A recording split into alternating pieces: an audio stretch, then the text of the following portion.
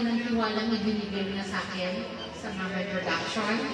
Bilang line producer, production, ayan. Kaya po, sa mga susunod na project, kailangan mahalin mo.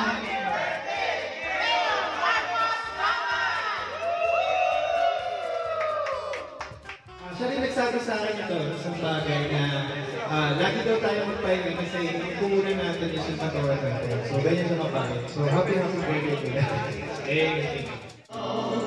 To get by on my after all the love and passion you have shown, I'll never say goodbye.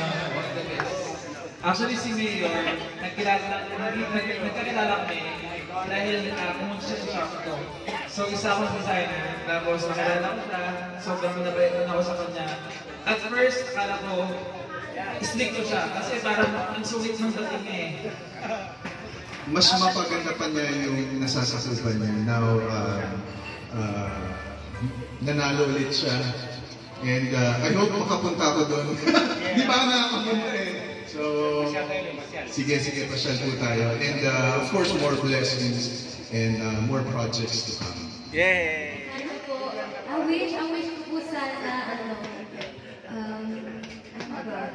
sinabi na po niya lahat eh. Long life, ayan. Tsaka, yun. Love life? Love life? Kailangan niya nag-love life. Lagi pakinggan. God bless you sa birthday. Happy birthday sa ating pinakamamahal na Mayor Marcos. Kakaliting niya rin, no?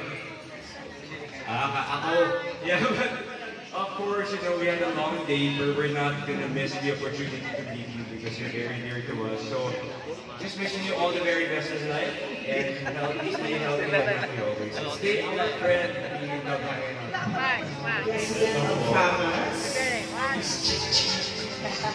Mama French.